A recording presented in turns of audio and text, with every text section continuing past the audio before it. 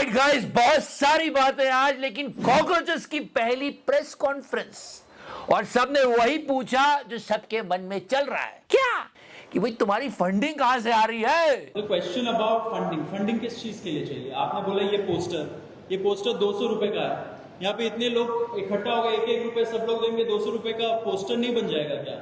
अगर युवा को रोड पे आना है, जंतर मंतर पहुंचना है, ऑटो लेके 100 रुपए देके नहीं पहुंच सकते क्या? फिर एक और सवाल आया कि इस पूरी प्रेस कॉन्फ्रेंस में कोई फीमेल रिप्रेजेंटेटिव क्यों नहीं है। अभिजीत दीपके ने जवाब लिखा कि वो क्या है कि हमारी रिप्रेजेंटेटिव पीछे रहना चाहती है, वो फेस बनकर सामने नहीं आएगी। दुख तो मुझे इस बात का है कि कॉकरोचेस तक प्रेस कॉन्फ्रेंस कर रहे हैं, बस मोदी जी नहीं कर रहे हैं। बहुत सारी बातें हो रही है, लेकिन हाँ, कुछ चीजें तो बिल्कुल हमारे देश में अभी क्या ही चल रही है, उन पर ही बात करना जरूरी है। ये याद है, स्कूल चले हम, शिक्षा सब तक पहुंचे, क्योंकि शिक्षा पर सबका अधिकार है। इन भाई साहब ने शिक्षा को सरल किया, उसे सस्ता किया, लेकिन रोज इन पर अटैक होते रहते हैं। कभी अंजना करती है, कभी कोई और। सारी बातें करेंगे। फिलहाल तो मोना डार्लिंग नहीं, मोदी जी से पूछ रहे थे कि कहां है सोना महाराज। गोल्ड की बात कर रहा हूं।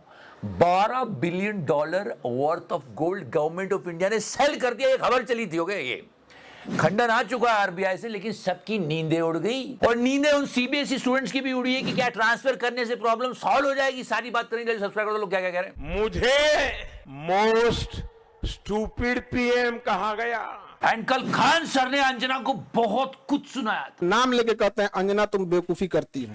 ये भी तो घर में पूछते होंगे लोग कि खाना खाई या आज भी तलवे चाट के आई हैं।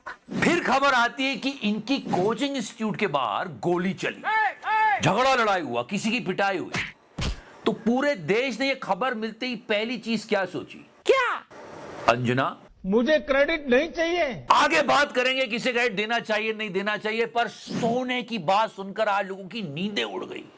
खबर यह चली कि भारत सरकार ने इतना सोना बेच दिया है इकोनॉमी को स्थिर करने के लिए। फिर खंडन आया और कहा गया ऐसा नहीं हुआ है। ओके। मतलब ये इतना सारा सोना है कि लोग चैन से सो नहीं पाएंगे। चलो, आरबीआई ने खंडन कर दिया कि सोना नहीं बेचा गया है, ये रिपोर्ट भी सामने आ गई।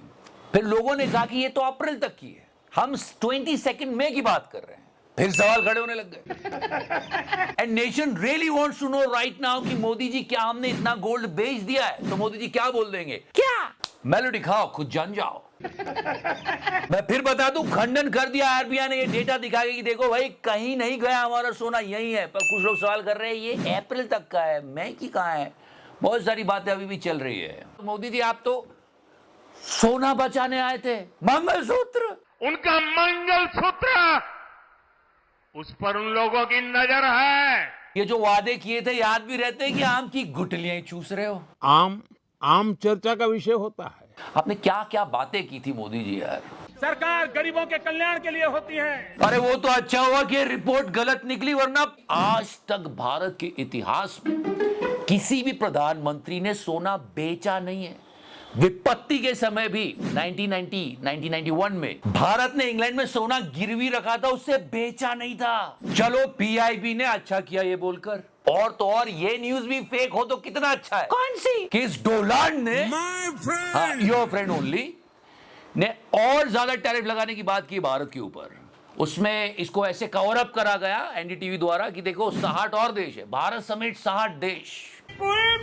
और तो और ये यूएस वाले ऐसे बात करते हैं हमारे देश के बारे में, मेरा तो यार हमने सोच रखा है कि अब हम थोड़े दिनों में जो इंडिया को हमने लाइसेंस दे रखा है रशिया से खरीदने का ऑयल, वो हम बंद कर देंगे। We would like to end it as soon as we possibly can because the underlying policy of this country has been to sanction their oil.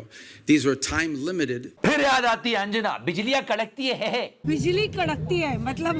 और अब शिक्षा की तरफ चलते हैं। 2 बाबुओं का ट्रांसफर हो रहा है, सिर्फ ट्रांसफर, सस्पेंड कुछ नहीं, सिर्फ ट्रांसफर हो रहा है।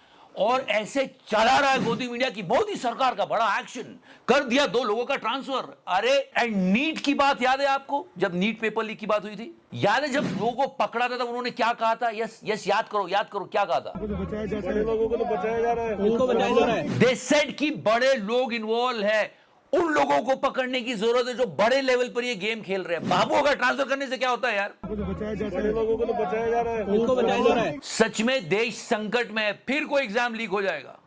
और प्रधानमंत्री क्यों इतना बचा रहे शिक्षा मंत्री को? ये गड़बड़ है बाबा। मोदी जी, मुझे क्रेडिट नहीं चाहिए।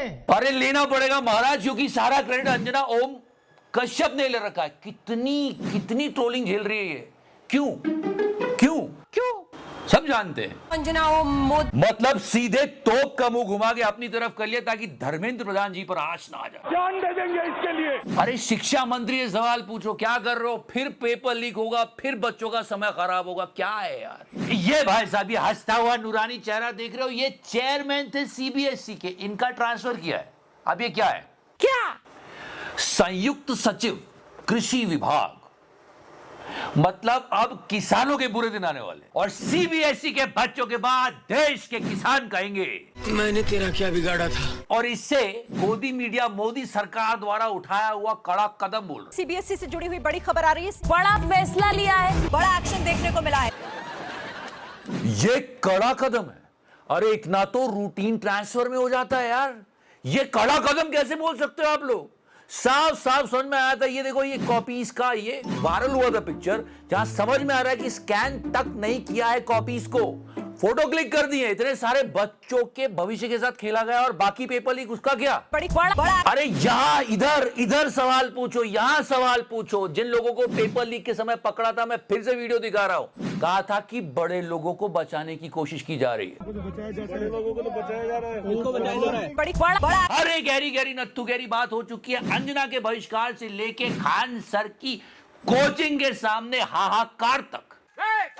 लेकिन मेन प्रॉब्लम तो अभी भी वहीं खड़ी हुई है कि 10 साल में 70 से ज्यादा पेपर लीक कैसे हो गए। रोज 70 साल में क्या किया ये याद कर रहे हैं, लेकिन 70 पेपर लीक का जवाब नहीं है। और इनको क्या कहा गया जब इनके कोचिंग इंस्टीट्यूट पर हमला हुआ? इसकी बात पर क्या कहा गया? क्या वही आईटी सेल जो अंजना को डिफेंड कर रही है, सोशल मीडिया पे लिखती है कि इस आदमी ने पब्लिसिटी के लिए करवाया। पब्लिसिटी के लिए। प्रॉब्लम एक राइवल कोचिंग वाले को थी कि इतने सस्ते में क्यों पढ़ाया जा रहा है। वही प्रॉब्लम जो अंजना को है। मेन यही है कि इतने कम फी में इतने लोगों को ना पढ़ाया जाए।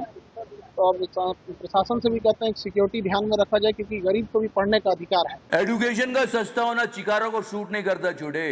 क्यों? क्योंकि फिर सब पढ़ लिख जाएंगे और सवाल करेंगे। समझ रहा चिकारा भाई? और सवाल करेंगे तो दोस्तों जवाब देना पड़ेगा दोस्तों। और यहाँ पर प्रॉब्लम यह है दोस्तों, मेरी कोई पढ़ाई वढ़ाई नहीं हुई दोस्तों। शायद इसी का फायदा है, कॉकरोचेस भी उठा रहे हैं, काफी पढ़े लिखे लोग कह रहे हैं आगे देखते हैं क्या होता है। पर हाँ कि इस देश का युवा आज बहुत ज्यादा हताश है, उम्मीद खोता जा रहा है, विश्वास खोता जा रहा है। तो जैसे जैसे वो चीज कंसोलिडेट होती गई, जैसे जैसे ये मूवमेंट आगे बढ़ता गया, ये साफ हो गया कि आज की तारीख में सबसे पहली चीज जो हमें फिक्स करने की जरूरत है वो है हमारे देश का एजुकेशन सिस्टम। देश में बहुत सारी चीजें जिन पर ध्यान देने की जरूरत है जर्नलिस्ट को। अगर हमारे जर्नलिस्ट सही रहते तो ये सब नहीं होता है ना अंजना। हाँ। फिलहाल हम आपको बताते रहेंगे जितना हमें समझ में आता है। Thank you so much. Love you 3000। Touch करो। मैंने टच किया। पुलिस बुला के बाहर निकाल दूंगा। ए पुलिस!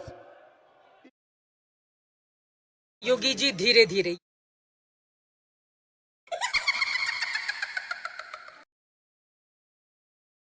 सबको चंदा देना पड़ेगा, जिसकी जितनी श्रद्धा उतने हिसाब से दे दे, लेकिन पैसा सबको देना है जो भी कमाता है। मार्जिन